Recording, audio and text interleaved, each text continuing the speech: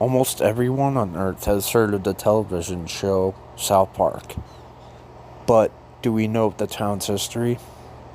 My theory is that since the characters' appearances never change as they age, that they're all ghosts. South Park, Colorado was colonized in the early 1870s. The houses were all made of wood like log cabins.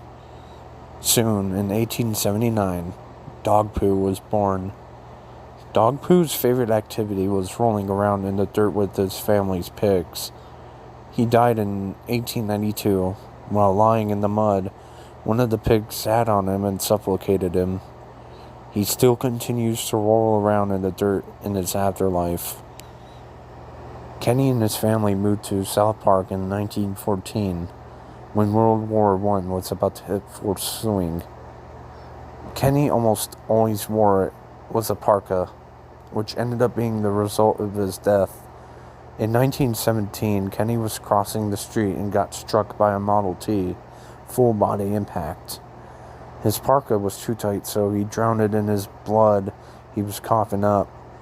In his afterlife, he continued to get killed, but since ghosts cannot technically die, he was always revived.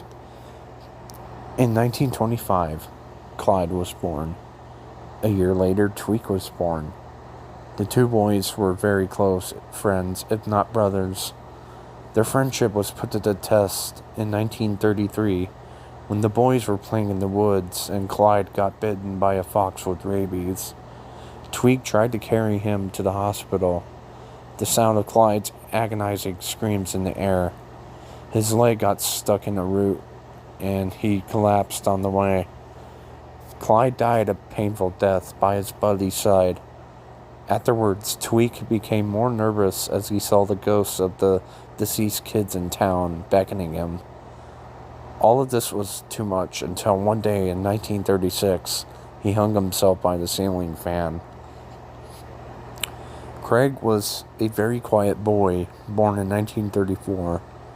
He liked to wander around searching for ghosts, since he was quite fond of urban legends of the hauntings.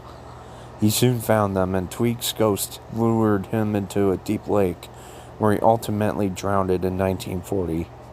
In the afterlife, he became enraged by a short existence on the earth plane, and soon became hostile towards others. Cartman and his mom moved to the town in 1941. Cartman had by far the worst death of all the kids in South Park. While he was sleeping, a cannibal broke out of the insane Islam in the next town.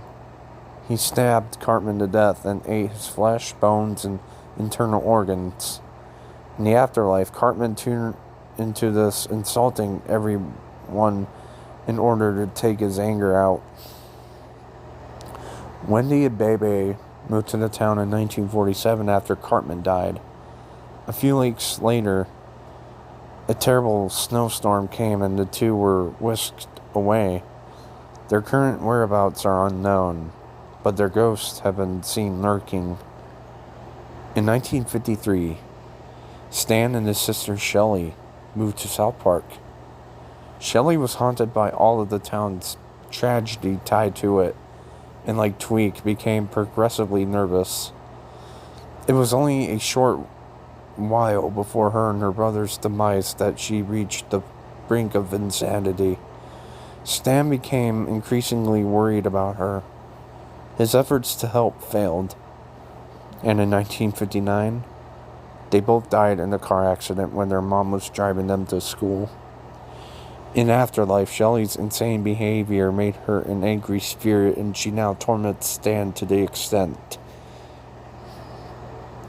In 1968, Butters' family moved into Stan's old house.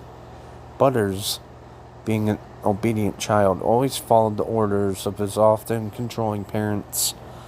This would eventually lead to the cause of his death. In 1974, Butters heard his dad's voice telling him to get the drill from the garage. He did, but tripped on his laces and, turning the tool on, drilled through his eye socket. Butters died of blood loss on the way to Hell's Pass Hospital. Despite being in afterlife, his spirit still obeys his non-existent parents' orders. The day that Butters died, Kyle and Ike moved into town. Kyle soon caught a rare yet deadly form of the plague after helping a rat escape. He died in 1976. And in 1977, Ike died after his dad accidentally dropped him down the stairs. Ike's skull split in half, killing him instantly. In the summer of 1977, Jimmy moved to South Park. Despite his mental disabilities, he was probably one of the most cheerful whom lived in the town. Nevertheless, in 1979, Jimmy was diagnosed with muscular dystrophy. This made him lose the ability to walk and from that point on use crutches.